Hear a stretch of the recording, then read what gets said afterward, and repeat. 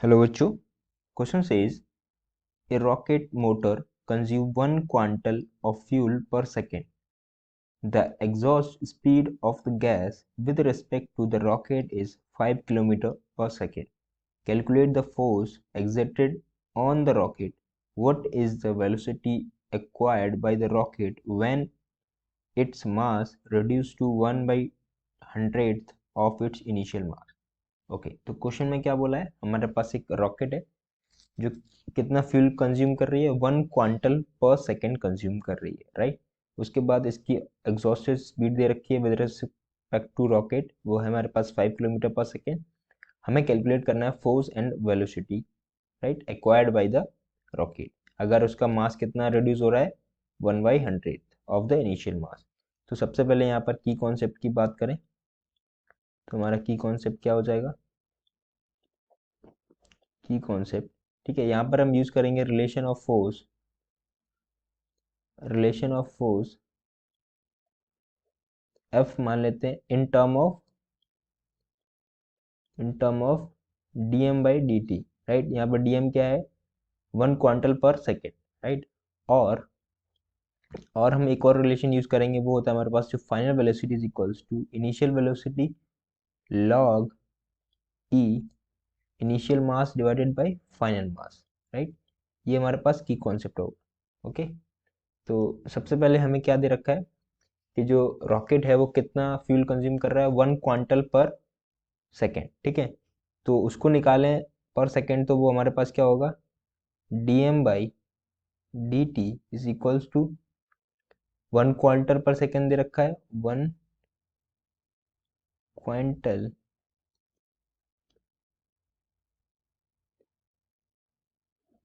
पर second, right. अब हमें पता है 1 क्वांटल कितना होता है, 100 kg। तो 100 kg पर सेकेंड, ठीक है। ओके, तो ये किसका रेट हो गया?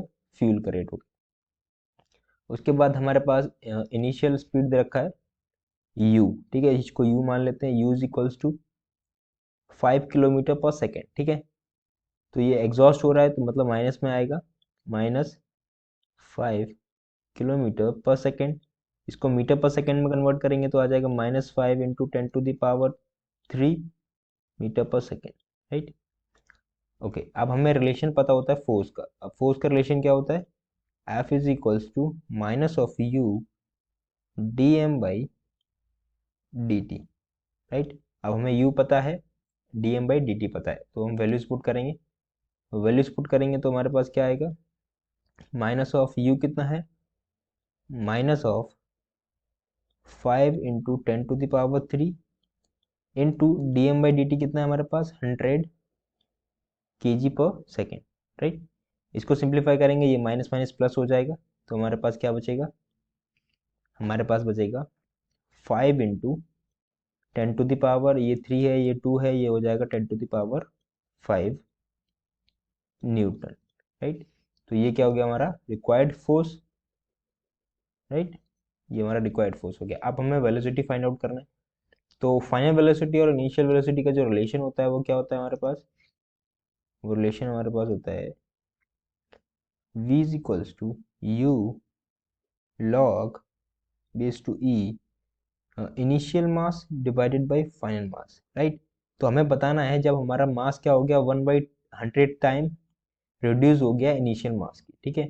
तो अगर हम इनिशियल मास कंसीडर कर लें, हमारा m0 है, ठीक है, और फाइनल मास क्या है, m। तो वो कितने टाइम रिड्यूस हो गया? वो हो गया 1/100 टाइम ऑफ m0, मतलब इनिशियल मास, राइट। तो यहाँ से हम क्या निकाल सकते हैं? m0/m का रिलेशन निकाल सकते हैं। तो यहाँ से m0/m जो है उसका रेशियो क्या हो जाएगा? इसका रेशियो हमारे पास हो जाएगा 100, राइट। तो हमारे पास यहाँ वैल्यू पुट कर सकते हैं, u का वैल्यू पता है, v का वैल्यू पता है, तो हमारे पास कितना आ जाएगा? v is equals to u हमारे पास कितना है? -5 इंटू 10⁻³ लॉग e m0/m हमारे पास है 100, राइट। ओके, तो इसको सिंप्लीफाई करेंगे जब हम, तो हमारे पास कितना आंसर आ जाएगा?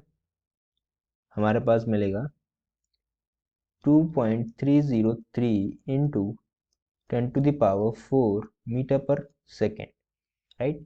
तो ये हमारा क्या हो जाएगा, required velocity by the rocket, right. जब हमारा मास कितना रिड्यूस हो गया, 1/100 टाइम ऑफ इनिशियल मास, तो ये हमारा वेलोसिटी हो गया, ये हमारा फोर्स हो गया। So I hope you got the solution. Thank you.